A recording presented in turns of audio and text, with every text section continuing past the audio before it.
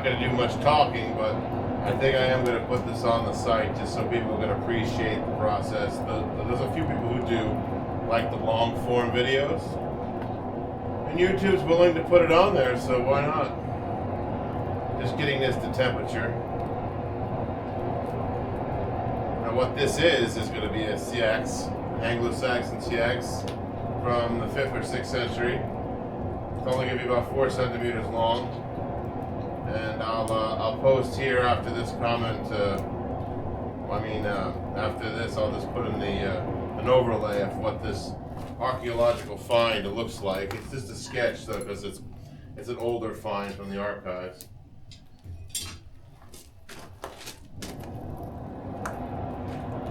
This is my first long-form video that I'm doing in the 4K with a new camera, so we'll see how well this does. I'm curious to see the quality.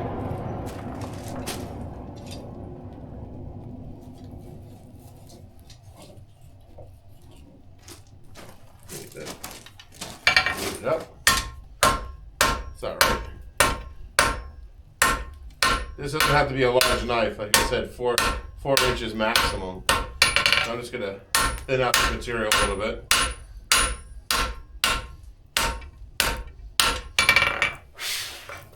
Scale off the handle.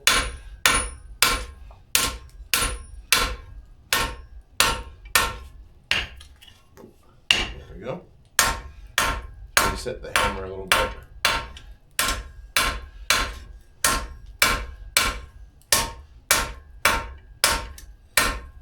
Reheat that.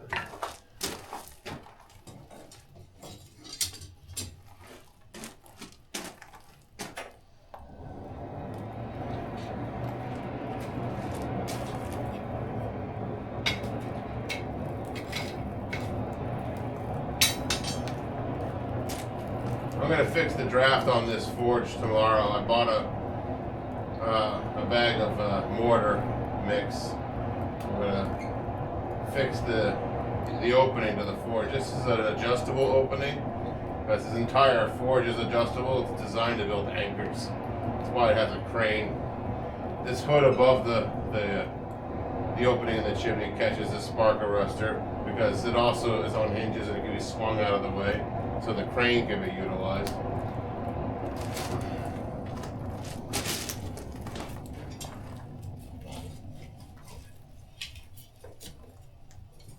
There we go.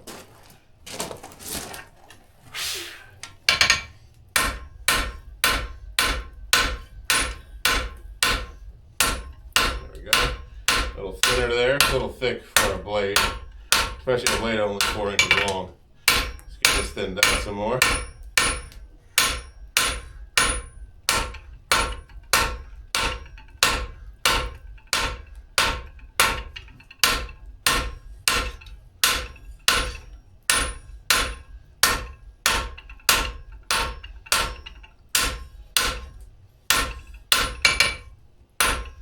Alright, there's that.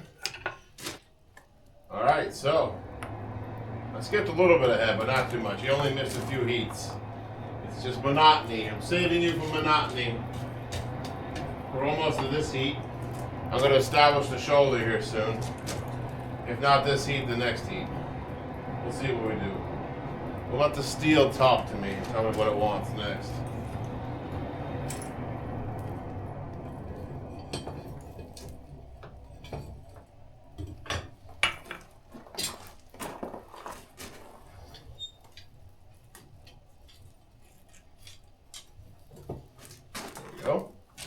That's what we're working with so far. Shoulder wise, thinking this would be a nice sharp shoulder right here. Again, not a very large knife.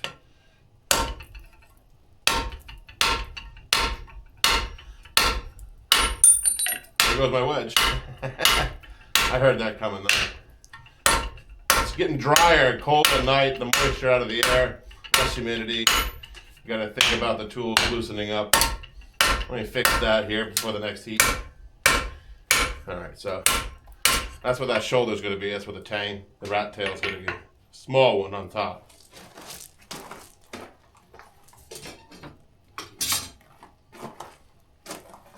Let's see if we can find that wedge in the darkness, shall we? Although, we do have a light here.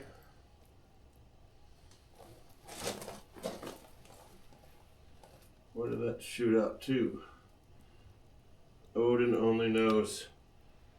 That's alright, I got more hammers. We'll finish the night with another hammer.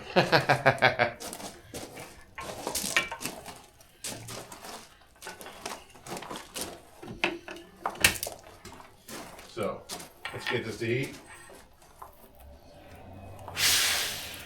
Clean up that handle. Fix this fire. So much to do, so little time. We definitely need more fuel on this fire.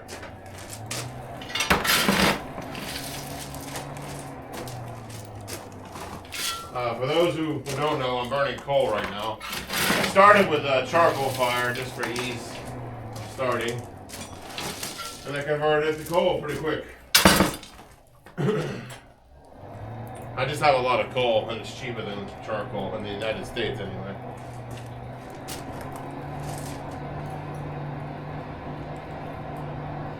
This won't take much longer before we're tempering this in the oil. I should say hardening this in the oil. Almost a color.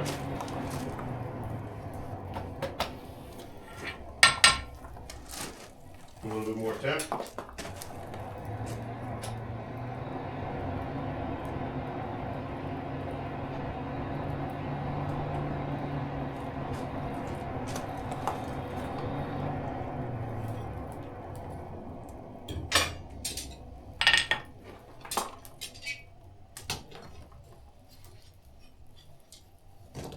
There we go.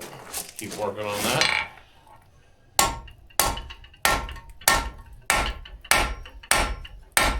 Show no mercy. Get that shoulder done in one heat if I can.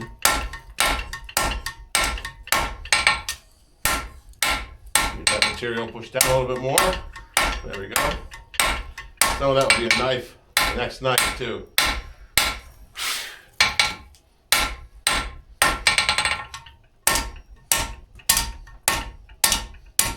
That in the plane a little bit more. Whoops, there she is. That back in the tongs.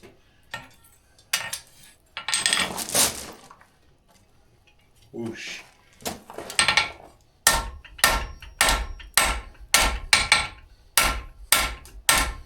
Get these thicknesses out.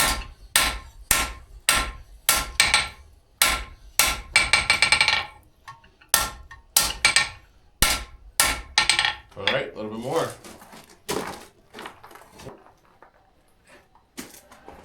So I think you'll enjoy this new angle, just for a moment anyway. I'll change it up again shortly. Almost to heat. We're going to bring it to the anvil.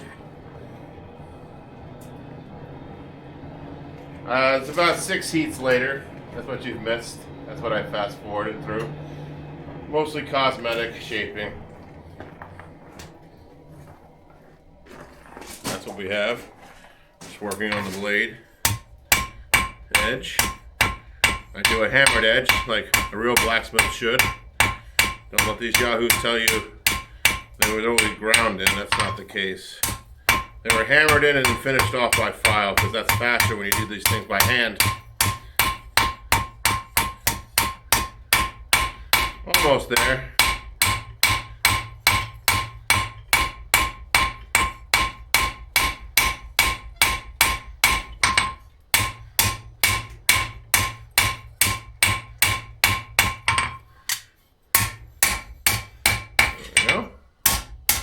And that's what that's looking like so far. I'm going to cut that off next and get the tang completed.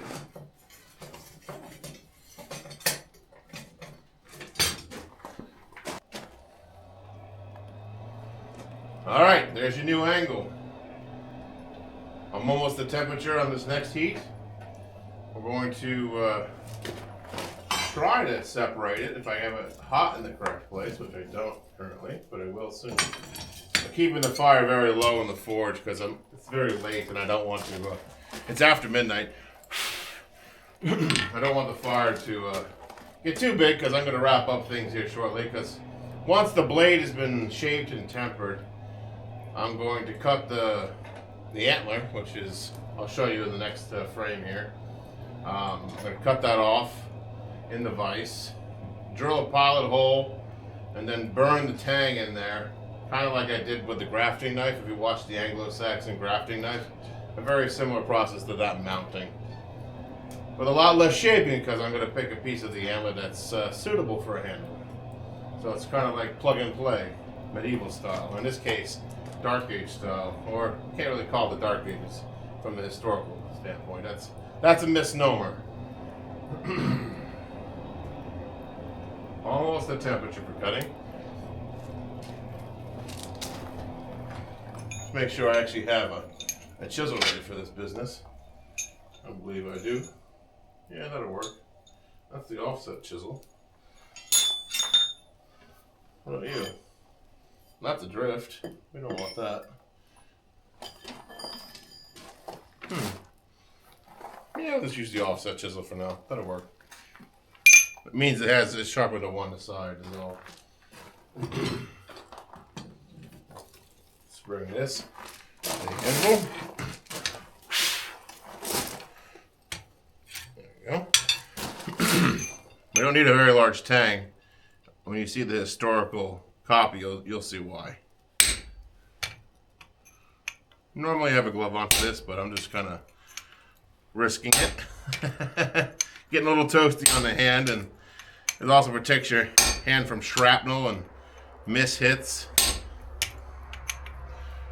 I'm making this knife out of a rock arrow, which is an old piece of farm equipment, pre-atomic age stuff. So it's good steel. That's why I'm not a glass blower. It's all right just to let it do a drop. Did I get it far enough? I might have.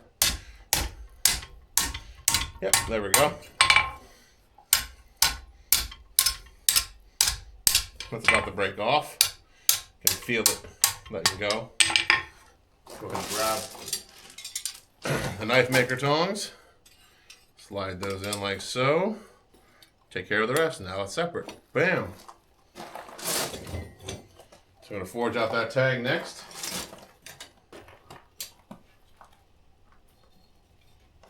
So I'm just getting this knife out of the fire. Gotta straighten it out.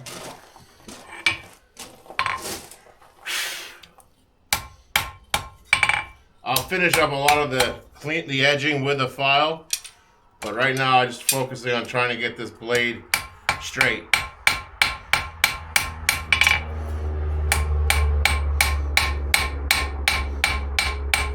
Move the material where it needs to be. There we go. That's basically the shape we're looking for.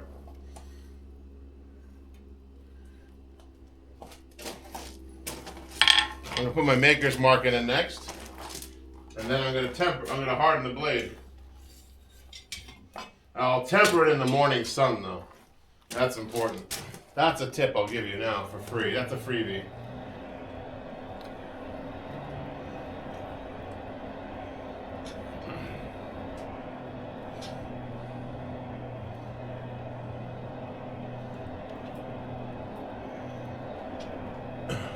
Let's see here. I'm trying to see if I have a heavy hammer available. It's important for stamping. Let the knife soak in the heat of the fire.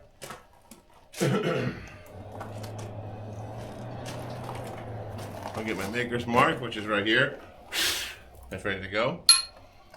And I'll use this beastly thing again. It's got the weight I need to make the mark in one foul swoop without having to double stamp. Double stamp, you risk making a mistake. A high chance of making a mistake. One stamp and good to go.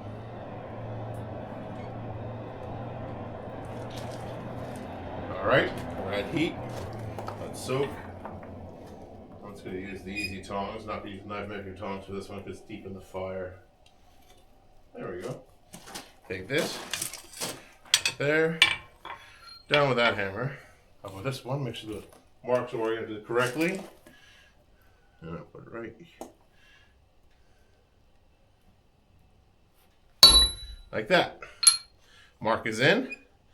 Now I'll make sure that it's straight, which is no longer straight. The mark, when you do it hot like that, does deform the blade a little bit, so you'll have to go back and straighten it. 9 times out of 10. That's normal though. Make sure my symmetry is good. Looking at you guys. It's not so bad. 5 minutes on the forge saves an hour on the file.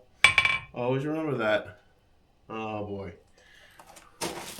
Gotta use the lantern light to see how straight I am. Yep, we're good. So we're gonna get that hot and then we're gonna put it in the oil, which is right here. So into the fire it goes. Now, if you folks are interested in actually learning how to do this for yourselves, the Maine Blacksmiths Guild, an organization that's been around since 1836, does in-person tutoring. We do traditional apprenticeships and we do remote apprenticeships where we send you the equipment. So consider going to MaineBlacksmiths.com. That's Maine like the state with an E, blacksmiths plural with an S.com. And I'll put that in the description of the video later so you can check it out and see what we have for educational opportunities. You know, it's not selling out if it's your brand. I'm the guild master of the Maine Blacksmiths Guild, so I know these things. We need more heat for the tempering process, the hardening process. I keep thinking tempering because in the Latin languages, temperatura, which means, especially in Brazilian Portuguese, means to harden the blade. And then they have another word for tempering. They call it refinamento, which means they're tempering the hardened blade. So the words are kind of confused in the Romance languages. So we need to go a little bit more on the heat on this. Not quite there.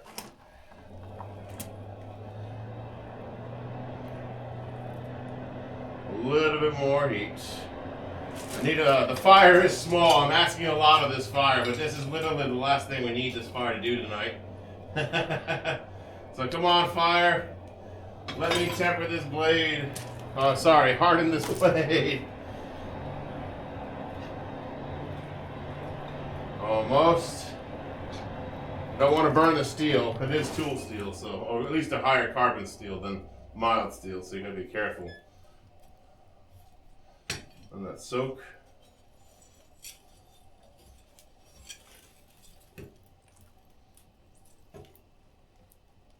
There's the blade. I stick it right into the oil, like so.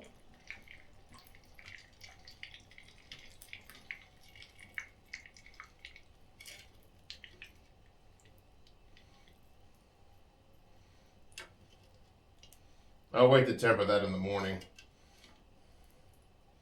I could try to flame temper it, but that's another trick I don't really want to do. I can get a better temper by doing the morning temper. So that's all done. I'll just set it in this glass for now. Let it just cool off. I could also put it in the vise, but it's not a very long blade, so it's not going to distort. So I'm going to skip ahead to cutting the handle, and I'm going to show you how I mount this. I apologize for any lack of quality in video. So the saw went down the length of the antler where I didn't want it to go. So I'm going to try to hijack it back in the right direction. There we go, I got it. Like this. This is the right angle. But yeah, the left-handed this is definitely making a difference. Use your dominant hand.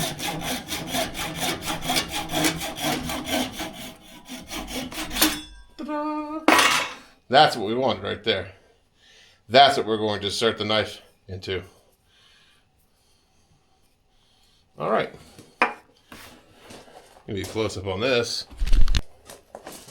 So we have a hole in the horn. The horn's been leveled.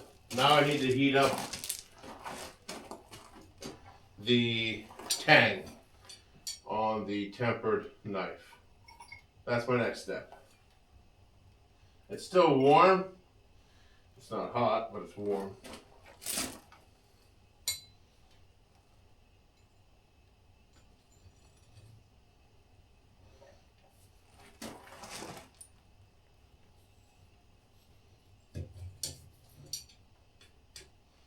All right, let's give that just 60 seconds, and I'll go ahead and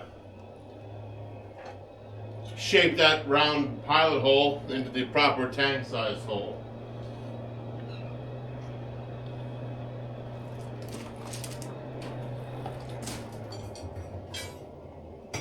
Fire's on its last legs, so bear with me.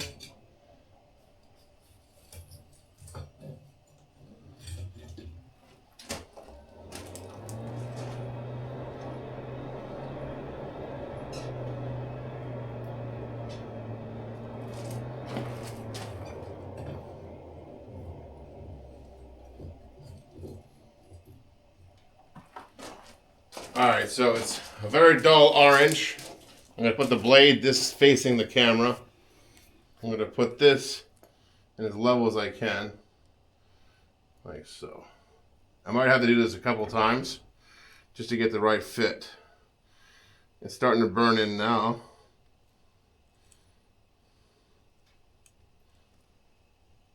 Pull that out. Reheat it again. Rinse and repeat. I'm going to fast forward so you guys aren't bored to death. Just like so.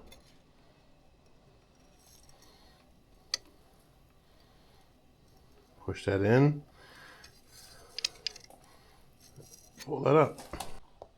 So this is what we've have so far for tonight. And we'll go ahead and temper the blade and mount it once we've got it polished up a little bit to the antler. All right, so we're going to wrap it up for tonight, and I'll see you in the morning. So just hang in there for just a second, and we'll start in the morning.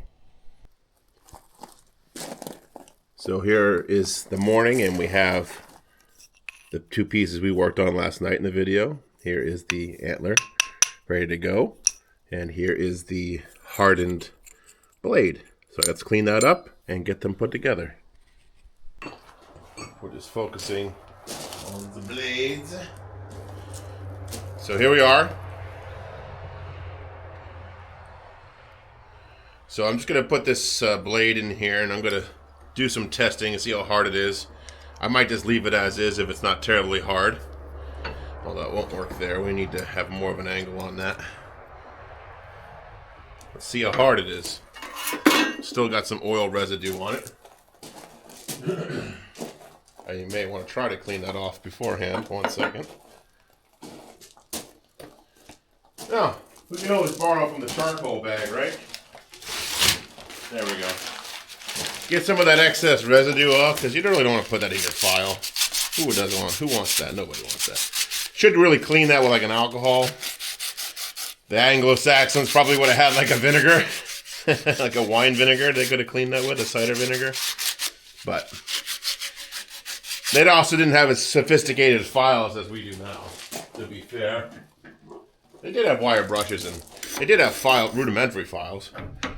Let's see here. Tighten that up. Just clean that up so the file doesn't have to eat that dirt. Oh, it still bites, so it's not like super hard. So that tells me we can get away with just... I can do the filing of the edge, rough edge right now, so that's what I'm going to do.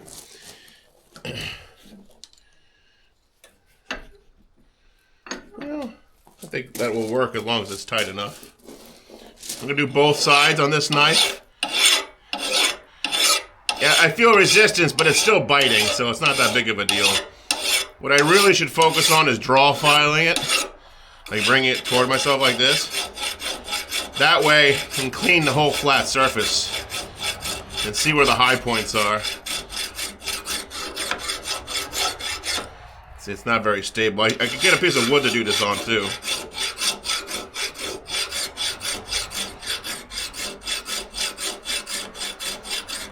I want to do most of this before I put it into the handle. The handle is the easy part at this point. Oh yeah, this is coming together nicely.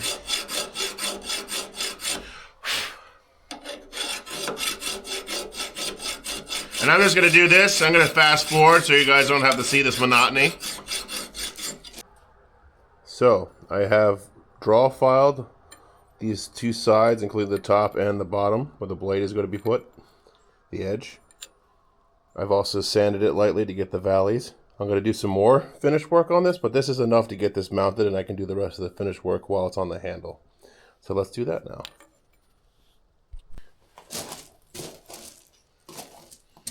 Make sure all the dust is blown out of that. We don't want any ash left over. Just check visually. Now I know this already fits in here, like so. So I just need epoxy to make that happen. So let's do that. We have our loyal cardboard sheet to mix on. And I'm going to commandeer a matchstick. I have long matches back here. Way back. Gotta get it organized back there. I'll show you that stuff later. I got a lot of things to show you guys, so consider liking and subscribing if you haven't seen this before. I have a lot of cool old stuff to share. So I have my two-stage epoxy hanging out on this old drill press over here, which I have to install. And let's get these two mixed up. Hopefully we can get it to flow. Had some trouble last time. It is getting a little older. We don't need a lot of epoxy either. It's a small knife, so there's one dollop of one side. Here's a dollop, hopefully. I don't know if you can see this. You can probably see this in the camera. It's a wide angle on there. This one's the tough one. All right. And that's enough of that one. So there's those two. Get those cleaned up. So, mix. So I do about 20 seconds of mixing on that. Different epoxies look a little bit different when you mix them, but I think that's good enough for what I'm using this for. So I want to put a little bit in the hole to begin with. That way we don't have an issue. Now I also want to use a glove to protect, oops, that's a little bit, there we go. Put that down in there like so, without losing parts of the broken match in there. Excellent. So it's been primed with a little bit in there. And I want to open the vise. So I'm going to use the glove.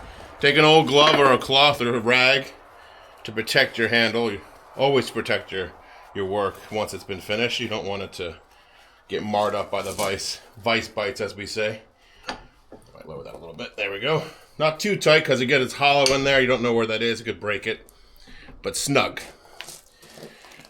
Now I'm going to take some of this epoxy and rub it on the tang of the knife itself. Not all the way. It's probably just like a sixth of the tang. Yeah, just a goop. It'll fill in the void, and also epoxy expands a little bit. At least most do. So I'm going to set that right in there, and I clean up the excess later. That's fine. Let that sink in there. Now I'm going to tap that with some wood. Just the back of a handle is probably fine. Get that to seat better. Actually, I might have a mallet of old times. I used to be an armor smith a lot more. Nah, a brass hammer works. Take the brass hammer. That works. Similar. Just tap that in. Nice and snug.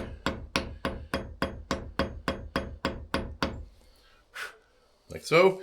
And clean up the excess. Grab a piece of that old cardboard. Rip it off.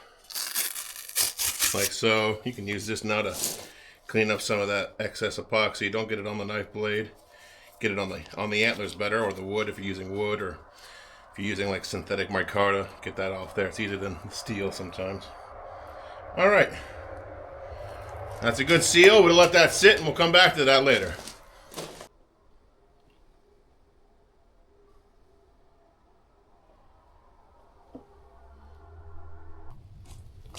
Okay, so I've changed the position of my blade, and I'm going to take my grafting knife and cut this sandpaper into usable pieces.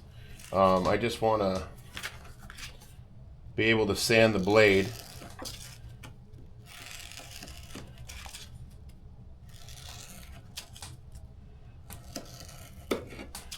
I just want to be able to sand the blade down to an edge because it's too hard for the file. I don't want to ruin the file doing it, so we're going to try to avoid that.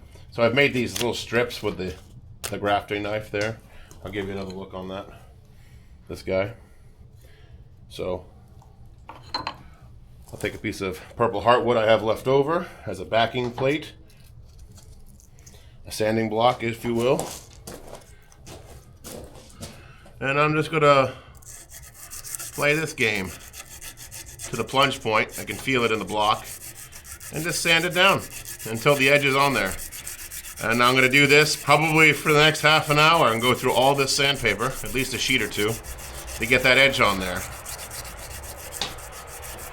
And I'm gonna fast forward it so you guys aren't bored to death. But this is gonna take me at least a half an hour, so I'll skip ahead. All right, so here we are a little bit later and still sanding away. I even brought out the whetstone, did a little bit of whetstone work. Just getting some of the marks out of this. I had to light the lantern. You can hear that in the background maybe. Getting dark, but I'm just about finished with this blade. I'm not sure if I'm going to be able to test the blade today, but it'll definitely be finished. So I'm going to sand this edge down and clean it up, and I'm going to do that to the other side, and we'll go ahead and see if it'll cut paper. Okay, so I got the knife mostly sharpened up. I can sharpen it some more. And it's all mounted up, ready to go. So I couldn't find a sheet of paper, so I got some sandpaper and some cardboard. Let's keep in mind that this blade is very thick, so the geometry is not on my side. It's not like a stellar slicing blade. This is a 6th century reproduction, remember this. So I've already done some cut tests on it. It goes, in the cardboard, it does fairly well for itself. See? Sandpaper, I haven't tried that yet, so you guys are going to watch that with me. I'm not sure how well it's going to cut. Sandpaper, not very well. Well, it is sandpaper. Okay, not sandpaper. Hold that thought. Sandpaper doesn't work.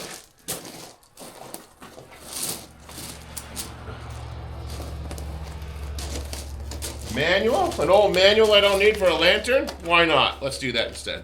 Sandpaper's got little sand on it, or grit. So I'll see if it will cut this paper here. I don't know. I'm not exactly, well, that's a lot better. Better. You gotta be careful. Use too much force, you're just ripping the paper. You're not cutting it. That's a cut. Trying to get the paper to have some rigidity. That's the tough part. It just bends over with the blade. There you go. That's another cut. So, cutting potential, I'd give it a 5 out of 10. Utility, it's got a lot of heft to it. It does puncture nice. No problem there. It's got a lot of material, so over time it can be sharpened for many years and still maintain its shape. So this is a pretty good.